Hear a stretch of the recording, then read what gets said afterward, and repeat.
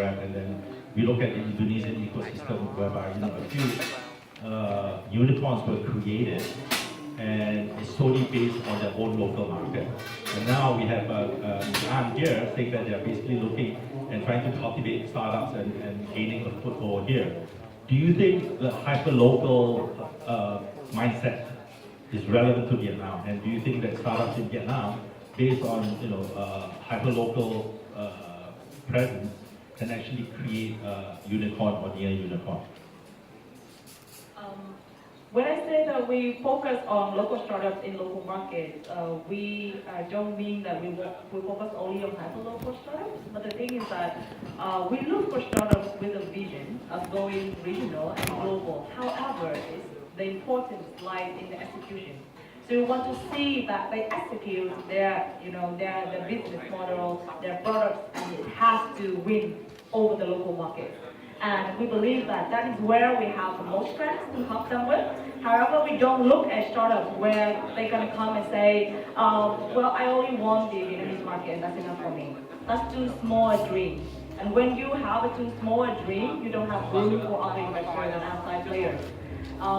When I announced the launch of the fund, I also indicated that we have advisors and investors coming from Silicon Valley that will help the startup in the later stage. However, when you want to prove to say a Silicon Valley investor that I can really win over, I don't know, maybe not the US market, but say Thai market or Indonesia or Philippines or scale to regional, you have to really prove that I'm the local champion. And that says, more than anything else. That says more than your vision. And that is where we want to focus on at this moment. So we think it's going to take us around 2 to 5 years. If we're lucky, we're going to do it in 2, to really build local champion in certain verticals here in Vietnam.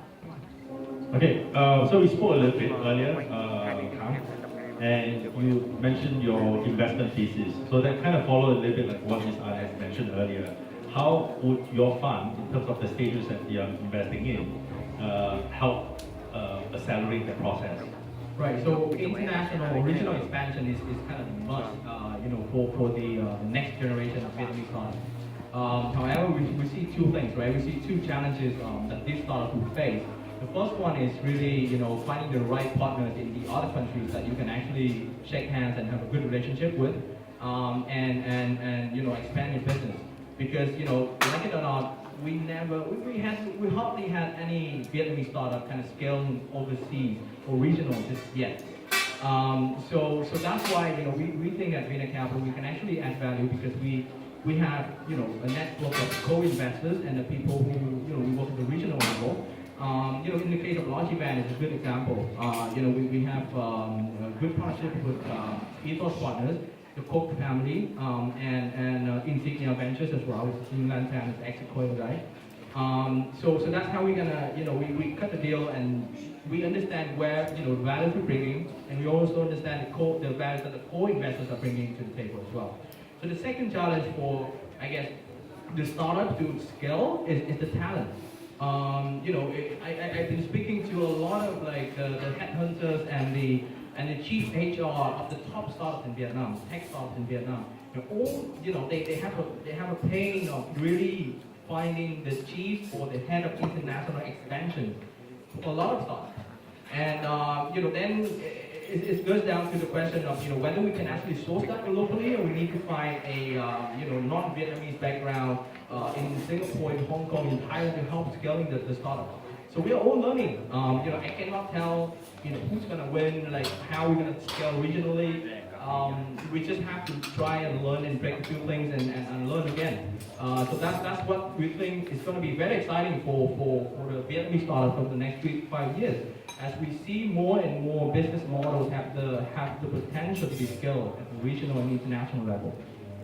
Okay, let me play the contrarian role. All right. So we have probably BNG, which is hyper-local, only Vietnam, and their unicorn status, or at least near unicorn status.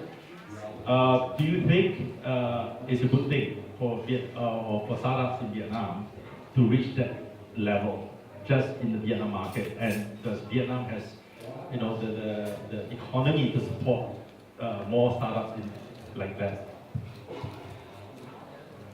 Yeah, it's open. Yeah, I think so. It's still a lot of potential in the country. You can see the urbanization, the mass adaptation of mobile technology. There's so much potential. VNG it's all about timing. You know, they're at the right time in the right place. So the question is your innovation, your idea, timed correctly? And I think sometimes we question the startup that says they only want to focus on Vietnam, and I used to judge them and think, well, you know, what's wrong with you? Why don't you want to be international? And it all should come back to, like what you said, come back to the vision for the startup. And there's nothing wrong with having a vision which is focused on a region. I think if you try to take your business model out of this country and go into Southeast Asia, you're going to struggle. You're going to have a lot of money for communication, because you're going to have to do adaptation of all of your communication into multiple languages. The startups, like one that came out of Founder Institute, beginning that go to the US or go to another country which has one culture and a big population, they probably have an easier time. So having here one culture, big population, it's a great place, and there's still a lot of opportunity. I don't think there is anything wrong in having another unicorn that only focuses on the Vietnamese market, because the Vietnamese market is, is big enough. We have 100 growing million population, which provides a lot of opportunities, for the consumer market as well as business market. So it's nothing wrong to have another unicorn like that. However, from what I've seen, I mean, for the tech talents in Vietnam, we have loads of tech talents that other countries in Southeast Asia don't. If you compare the tech talents of Vietnam to, say, that of Malaysia or Thailand or Philippines, or Laos, Cambodia, Myanmar, I think we have a much better tech talents. So from an investor's perspective, I think the founders should have a brighter vision. I mean, yes, you become a unicorn here in the local market, but then you can still take part of other markets in the region. And I think that's how brand has grown. I mean, they have first become a local champion, and then they scale to other Southeast Asian countries, regions. And the same go for Gojek, and the same go for Topica. So why not, a startup in Vietnam can do the same way? And I know that, Zalo now has more than 2 million users in Myanmar, so they are themselves going regional as well. So there's no reason why startups in Vietnam should not go regional, especially if the startups have very strong tech talents to support them. I usually ask the startups, and this is a bit of a hint for some of the founders here. I always ask the founders, do you think you can become a unicorn in Vietnam?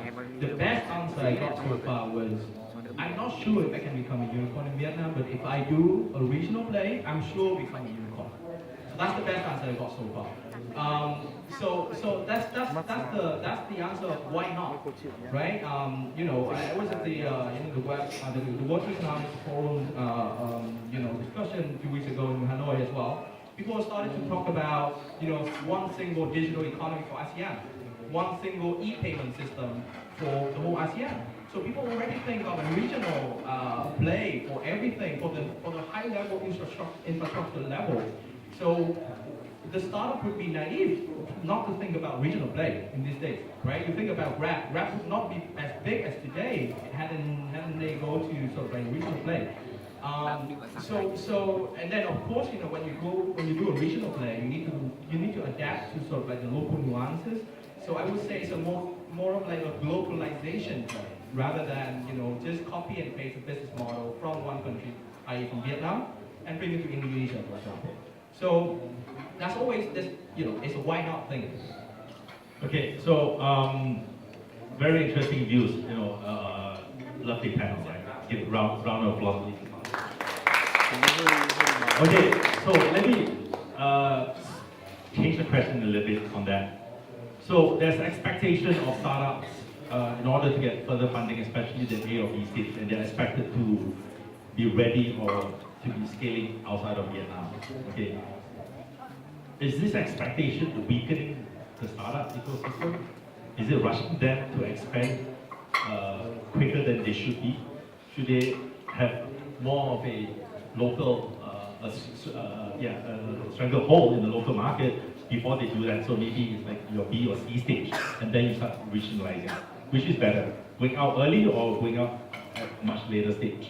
And do we have the funding appetite for growth in that manner? It's a good question, and I think it's a question that a lot of founders that I've worked with struggle with. If you're a perfectionist, then you're never ready.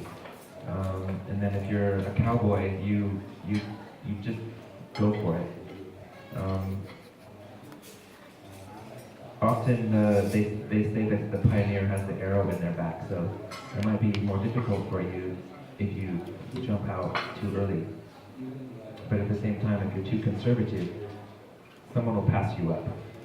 So what I think is probably the most useful thing is to, if you think you want to expand regionally, start building relationships, travel, go to the startup ecosystems and do a little bit networking. Come to events like this, meet people, and start to find people who share your vision, who share your values in that market, and then form these kinds of partnerships. And I think that the partnership a partnership approach is going to be the best.